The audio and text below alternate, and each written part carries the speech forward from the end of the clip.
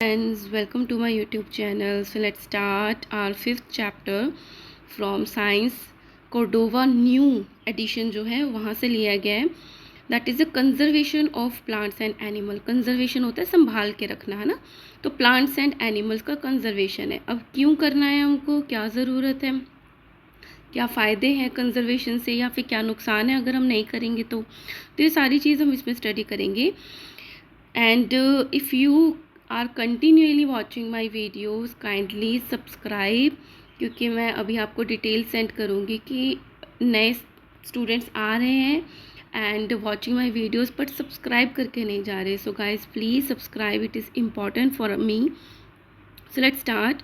We depend on plants and animals and microorganism around us for the survival. कि हम जो हैं हम प्लांट्स पे भी डिपेंड करते हैं, एनिमल्स पे भी डिपेंड करते हैं और माइक्रो ऑर्गेनिज्म पे भी डिपेंड करते हैं for survival. Similarly these living organisms also depend on one another. इसी तरीके से ये भी आपस में एक दूसरे पे डिपेंड करते हैं. But there are a few non living components like the air, water, soil and light that are also important for maintaining life. तो सिर्फ लिविंग ऑर्गेनिज्म ही नहीं है, जो नॉन लिविंग है, air, water, soil and light, ये भी important है for maintaining life. Together these entire living and non living elements make up are surrounding environment. तो इन सबको मिला के लिविंग और ऑर्गेनिज्म से हमारा पूरा का पूरा सराउंडिंग, चारों तरफ क्या एनवायरनमेंट बनता है.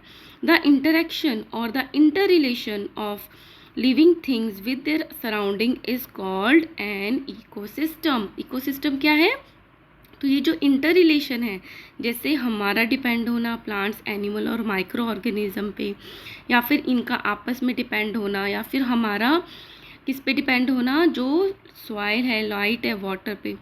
तो ये जो इंटर रिलेशन है या इंटरेक्शन है लिविंग थिंग्स का विद देयर सराउंडिंग, इसी को बोलते हैं ecosystem. Understanding the balance of an ecosystem and the biodiversity. तो ये न्यू वर्ड आया है बायोडाइवर्सिटी. बायो मीन्स जो लिविंग है, डाइवर्सिटी मतलब जो डिफरेंट है. तो कितने सारे स्पीसीज है जो डिफरेंट है, जैसे हम हैं, मंकी हैं, काऊ है, लायन है, एंट्स हैं, बीज हैं. तो कितने सारे लिविंग है, लेकिन इनमें सब में क्या है, बायोडाइवर्सिटी है. तो ये जो इकोसिस्टम है और जो बायोडाइवर्सिटी है, it is important for us to take care of the world we live in.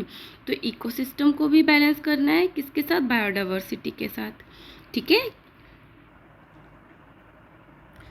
So this is a grassland biodiversity. कि ग्रासलैंड एक जगह है, वहाँ पे देखो कितने सारे एनिमल्स रहते हैं. This is the marine biodiversity, मतलब सी के अंदर कितने रहते हैं, देखो यहाँ पे ग्रासेस पे कितने अलग अलग तरीके के लिविंग ऑर्गेनिजम्स रहते हैं. So what is a biodiversity, the wide variety of the plants and animals of a region is called a biodiversity और biological diversity of that region. कि एक रीजन पे कितने सारे प्लांट्स और एनिमल्स रहते हैं अलग अलग तरीके के, वैरायटी के, इसको बोलते हैं बायोडाइवर्सिटी या biological diversity of that region. The variety of the plant of a specific region is called flora. तो जितने अलग अलग तरीके के प्लांट्स उस जगह पे डेवलप हो रखे हैं उनको हम बोलते हैं फ्लोरा. कितने टाइप की फ्लोरा है ना, मतलब कितने टाइप के अलग अलग प्लांट्स हैं. While the variety of the animals of that region is called the fauna. और अलग अलग तरीके के जितने एनिमल्स रहते हैं उसको हम बोलते हैं फौना. राइट. फ्लोरा फ्लावर से याद रख लोगे और फौना हो गया. स्पीसीज़ क्या होती है, इम्पॉर्टेंट है बहुत. अ ग्रुप ऑफ ऑर्गेनिजम्स, वो प्लांट भी हो सकते हैं, एनिमल्स भी हो सकते हैं. मतलब स्पीसीज़ जो हैं वो प्लांट की भी हो सकती हैं, एनिमल्स की भी हो सकते हैं. दैट हैव कॉमन करेक्टरिस्टिक्स, जो एक जैसे हैं. जैसे आप और मैं, हम एक ही स्पीसीज़ के हैं, होमोसेपियंस हैं. करेक्टरिस्टिक्स हमारे कॉमन है. And can interbreed among themselves. और जो स्पीसीज़ होती हैं वो आपस में क्या करते हैं, इंटरब्रीड करते हैं न्यू ऑर्गेनिजम्स को प्रोड्यूस करने के लिए. ठीक है. तो this is called a species, और इसको हम बोलते हैं स्पीसीज. फॉर एग्जाम्पल होमोसेपियंस और human beings form one type of animal species. तो हम जो हैं वो एनिमल स्पीसीज है एक तरीके के. Ecosystem, various community of the living organism, plants and animals interact among themselves as well as with their physical environment like the soil, air and water. ये तो हमने पढ़ लिया, आपस में इंटरेक्ट करना या उनका अपने सराउंडिंग के साथ इंटरेक्ट करने को इकोसिस्टम बोलते हैं। For example green plants interact with the soil to get minerals and water. Green plants को कहाँ से वाटर एंड मिनरल्स मिलते हैं? सॉइल से, तो उनको इंटरेक्ट करना पड़ता है। With air to get carbon dioxide, air से उनको इंटरेक्ट करना पड़ता है कार्बन डाइऑक्साइड लेने के लिए। For carrying out the process of photosynthesis, तो फोटोसिंथेसिस के लिए उनको सॉइल और किससे? एयर से इंटरेक्ट करना पड़ता है। An ecosystem is made of all the plants and animals and microorganisms in an area along with the non-living components such as the climate, soil and water। तो ये प्रॉपर इकोसिस्टम की definition हो गई। It is the relationship between a biotic community, मतलब जो living है वो biotic community है जिसमें प्लांट्स और एनिमल्स आते हैं, एंड एन एबायोटिक एनवायरनमेंट जिसमें सॉयल, वाटर और लाइट आ गई। तो ये उनका रिलेशन है। The examples of the ecosystem are a forest, a desert, a mountain, a lake, river। ये सारे क्या हैं? एक एग्जाम्पल्स हैं इकोसिस्टम में। फॉरेस्ट में किसी को भी बाहर जाने की ज़रूरत नहीं पड़ती, जो भी एनिमल्स और प्लांट्स वहाँ पे रह रहे होते हैं वो अपने आप ब्रीडिंग भी करते हैं, उनके साथ उनको फूड भी मिल जाता है, उनके साथ उनको हैबिटेट भी मिल जाता है। Similarly in desert, mountains, in a lake and river. अब हैबिटेट क्या होती है? रहने की जगह। Habitat the natural environment of a plant और animal species where it lives and reproduces, जहाँ पर रहते हैं और रिप्रोड्यूस करते हैं, इज कॉल्ड इट्स हैबिटेट। ठीक है। Importance of biodiversity. अब हम इस बारे में बात ही क्यों कर रहे हैं? बायोडाइवर्सिटी के बारे में। Biodiversity maintain the balance in the environment around us. तो ये अलग अलग तरीके जो प्लांट्स और एनिमल्स हैं ये बैलेंस बना के रखते हैं हमारे एनवायरनमेंट में। प्लांट्स क्या देते हैं? Provide food and shelter to the animals. Animals को वो खाना भी देते हैं और शेल्टर भी देते हैं। And in return animal help with pollination, तो उनके जो पोलन्स होते हैं उसको एक जगह से दूसरी जगह ले जाते हैं, तो उसके पॉलिनेशन में हेल्प करते हैं। सीड डिस्पर्सल, उनके सीड्स को दूर दूर जगह तक ले जाते हैं। हमने तरीके पढ़े थे इन 7th class, right. And reproduction, और रिप्रोडक्शन में भी हेल्प करते हैं। Plants also provide us with many useful products like timber, medicinal herbs, rubber and most importantly forest absorb carbon dioxide and release oxygen। और जो प्लांट्स हैं उसके साथ साथ क्या देते हैं? टिम्बर मतलब वुड देते हैं, मेडिसिन मिलती हैं, रबर मिलता है, और फॉरेस्ट इतने घने होते हैं, इतने सारे ट्रीज़ होते हैं कि वो बहुत ज़्यादा अमाउंट ऑफ कार्बन डाइऑक्साइड को एब्जॉर्ब करते हैं और ऑक्सीजन रिलीज़ करते हैं। तो करते हैं ना maintenance, right. Microorganisms decompose the dead part of these plants and animals. अब जो डेड हो गए प्लांट्स और एनिमल्स, माइक्रो ऑर्गेनिजम्स उनको डिकम्पोज करते हैं और provide nutrients in the form of manure, तो जिनके उनको डेड करके सॉइल को as a manure nutrients provide करते हैं। ठीक है, उनका डिकम्पोजिशन से। नाउ मेगा बायोडाइवर्सिटी, मेगा मतलब बहुत बड़ा, biodiversity region are highly rich in plants and animal species. तो जो मेगा बायोडाइवर्सिटी है वो ऐसा रीजन होता है जिसमें बहुत सारे अलग अलग वैरायटी के प्लांट और एनिमल स्पीसीज होते हैं और बहुत ज़्यादा नंबर में होते हैं। Specific regions where this mega biodiversity that have a large variety of the endemic और the native species of animals and the plants are called biodiversity hotspots. Native होते हैं जो उसी जगह के रहने वाले होते हैं प्लांट्स और एनिमल्स, एंडेमिक जो दूसरे एरिया से आए होते हैं। ठीक है, तो ये जो मेगा डाइवर्सिटी है ये बायोडाइवर्सिटी के हॉटस्पॉट्स भी है क्योंकि इसमें बहुत ज़्यादा वैरायटी रहती है। ये लार्ज वैरायटी के एंडेमिक भी हो सकते हैं इसमें स्पीसीज और नेटिव भी हो सकते हैं एनिमल और प्लांट के। ठीक है ना, लॉस ऑफ बायोडाइवर्सिटी, अगर ये ख़त्म हो गई, बायोडाइवर्सिटी लॉस हो गई तो क्या होगा? The continuous decline in the number of the animal and plants with in the species and the loss of species is called loss of biodiversity. या तो स्पीसीज के नंबर कम हो रहे हैं, वो बहुत कम रह गए, या स्पीसीज ही ख़त्म हो गई, तो उसी को बोल देते हैं loss of biodiversity. It is essential for our own survival, हमारे सर्वाइवल के लिए भी इनका प्रेजेंस होना बहुत ज़रूरी है। इनडायरेक्टली ये कहीं ना कहीं हमें हेल्प करते हैं। Let us study the causes that threaten the existence of many plants and animals.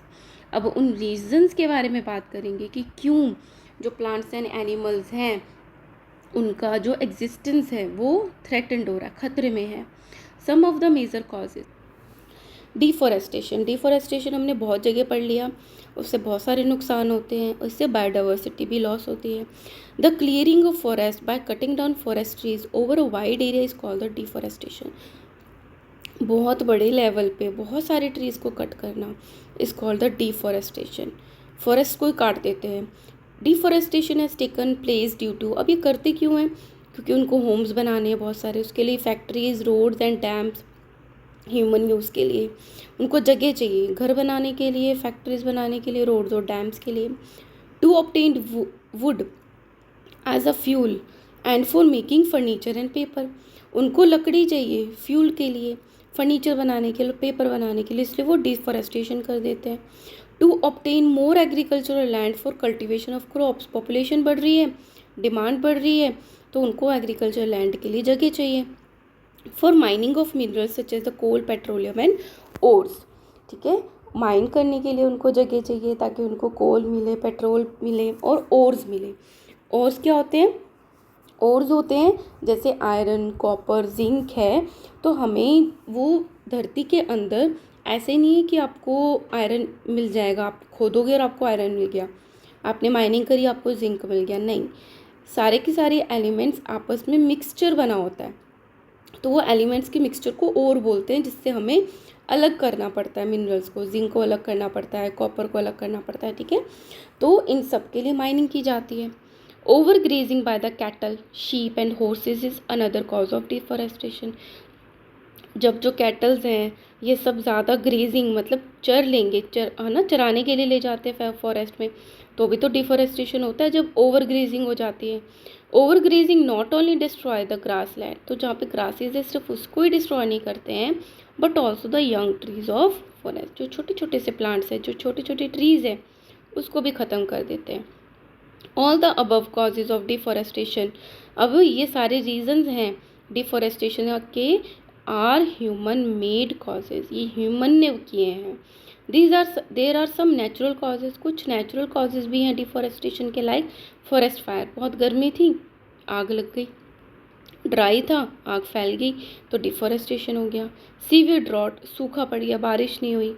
The attack of insects and paste, insect और पेस्ट ने सारा हमारा फॉरेस्ट ख़राब कर दिया। अब डिफॉरेस्टेशन के कॉन्सिक्वेंसेस क्या है, इफ़ेक्ट क्या आएंगे डिफॉरेस्टेशन के? It causes soil erosion, soil erosion होता है, जो सॉइल होती है उसकी ऊपर की लेयर फर्टाइल होती है, ठीक है, तो ट्रीज़ जो हैं वो रूट से उस सॉइल को पकड़ के रखते हैं। जब ट्रीज़ ही नहीं होंगे तो सॉइल तो बह के चली जाएगी या हवा के साथ उड़ जाएगी, इसी को बोलते हैं सॉइल इरोजन। तो या तो सॉइल इरोजन हो जाएगा and makes the soil infertile, जिससे सॉइल जो है वो इनफर्टाइल हो जाएगी, कुछ उगेगा ही नहीं उस पर। Due to the gradual erosion of the fertile top soil the land gets converted into a desert, तो जब धीरे धीरे धीरे धीरे सॉइल इरोजन होता रहेगा, फर्टाइल जो टॉप सॉइल होती है उसका, तो धीरे धीरे वो जो एरिया है वो डेजर्ट में कन्वर्ट हो जाएगा। दिस इज़ कॉल्ड डेजर्टिफिकेशन, कि डेजर्ट बन रहा है उसको बोलते हैं डेजर्टिफिकेशन। और क्या हो सकता है? Deforestation increasing the level of carbon dioxide in the atmosphere and disturbs the natural balance of gases in the atmosphere, और कार्बन डाइऑक्साइड जो है वो ज़्यादा रह जाएगी क्योंकि फॉरेस्ट में से जो ट्री है उसको यूज़ नहीं कर पाएंगे, जिससे क्या होगा, नेचुरल बैलेंस जो है, क्योंकि वो कार्बन डाइऑक्साइड लेते हैं और ऑक्सीजन छोड़ते हैं, वो डिस्टर्ब हो जाएंगे। Increase in the concentration of carbon dioxide leads to the global warming, जब कार्बन डाइऑक्साइड बहुत ज़्यादा हो जाएगी तो क्या हो जाएगा, ग्लोबल वार्मिंग हो जाएगी। Global warming disturb the water cycle, जब गर्मी इतनी ज़्यादा होगी तो वाटर साइकिल डिस्टर्ब हो जाएगा, रेनफॉल कम हो जाएगी, कॉजेज ड्रॉट, सूखा पड़ जाएगा, एंड मेल्टिंग द ग्लेशियर्स, तो हमारे नॉर्थ पोल और साउथ पोल है अर्थ के, वहाँ पे जो ग्लेशियर्स है वो पिघलने लग जाएंगे, ठीक है। It decreases the water holding capacity of the soil, deforestation से वाटर होल्डिंग कैपेसिटी कम हो जाएगी सॉइल की, है ना। एंड कॉजेज द फ्लड, रोक ही नहीं पाएंगे पानी को, क्योंकि ट्रीज़ की जो रूट्स हैं वो सॉइल को पकड़ के रखती हैं और पानी को आगे जाने से रोकती हैं, तो फ्लड आ जाएंगे। It leads to the reduced ground water, पानी तो आगे चला जाएगा तो नीचे परकोलेट होके जाएगा ही नहीं, तो ग्राउंड वाटर रिड्यूस हो जाएगा। It also causes the loss of the natural habitat for the wild life. तो जो वाइल्ड लाइफ है उसके नेचुरल हैबिटेट रहने की जो जगह है वो ही नहीं मिलेगी डिफॉरेस्टेशन की वजह से। तो ये तो हो गया रीज़न फर्स्ट था डिफॉरेस्टेशन। सेकंड रीज़न है इलीगल हंटिंग, मतलब इलीगली किसी हमें एनिमल की या तो स्किन चाहिए या उसके बॉडी पार्ट्स चाहिए, उसके लिए इलीगल हंटिंग की जाए क्योंकि अलाउड तो है नहीं है। The tigers, elephants, leopards, rhinoceros, whales, seals and many other elements are under threat. ये सारे के सारे थ्रेट में हैं because they are hunted for the skin, fur, tusk, claw होते पंजे, meat and other body parts.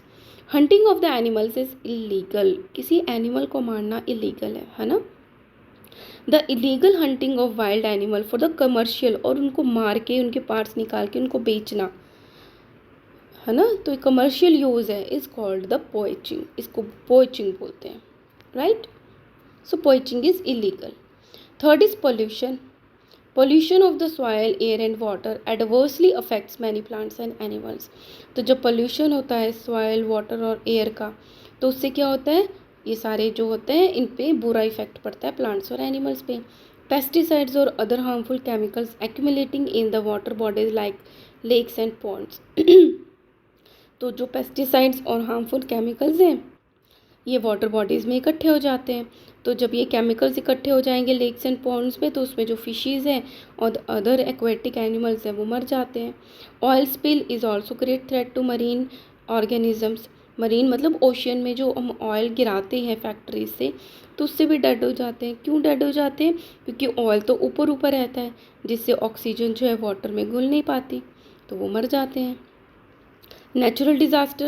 The natural disasters such as the earthquake, flood, droughts, cyclones, tsunamis, hurricanes also contributed in the reduction of the plant and animal species in many areas. तो ये बाढ़ आ गई, सूखा आ गया है ना, tsunami आ गई, तो ये तो नेचुरल डिज़ास्टर्स हैं, इससे तो हम कंट्रोल कर ही नहीं सकते हैं कि प्लांट्स और एनिमल स्पीसीज़ जो है वहाँ की कम हो जाती हैं। Exotic species. एक्जॉटिक स्पीसीज क्या होती है? Animal and plants that do not belong to a place originally. अगर एक जगह की बात करते हैं तो एक्जॉटिक स्पीसीज वो होती हैं जो उस जगह से रिलेटेड नहीं है and are introduce from elsewhere, और कहीं और से ले आकर वहाँ पे इंट्रोड्यूस, वहाँ पे डाली गई हैं, are called exotic species. The introduction of exotic species has affected many native species of the plants and animals. तो बाहर से हम दूसरी स्पीसीज़ ले आए लेकिन वहाँ की जो स्पीसीज़ हैं वो अफेक्ट हो जाती हैं, वहाँ के जो प्लांट्स हैं, एनिमल्स क्यों हो जाते हैं? डिप्राइविंग दैम फ्रॉम स्पेस, उनकी स्पेस कम हो जाती है एंड फूड भी रिड्यूस हो जाता है। एग्जाम्पल है इसका water hyacinth and eucalyptus are example of exotic species. तो ये दोनों एक्जॉटिक स्पीसीज़ हैं। तो some MCQs are there. First is many factories are built by cutting trees and clearing forest. What effect does this have on nature? तो जो factories के लिए बहुत सारे ट्रीज़ और फॉरेस्ट को क्लियर किया जा रहा है तो नेचर पे क्या इफेक्ट पड़ता है? Increasing percentage of land occupied with trees तो और नहीं बढ़ेंगे।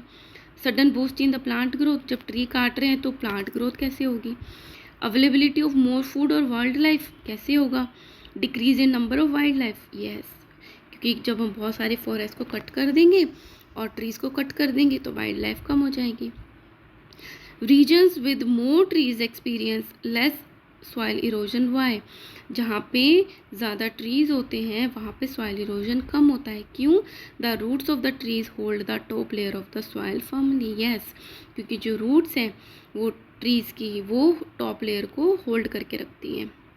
अदर ऑप्शंस भी रीड कर लेते हैं। The trees absorb more sun rays than that increases the soil density, नहीं, ऐसा नहीं है।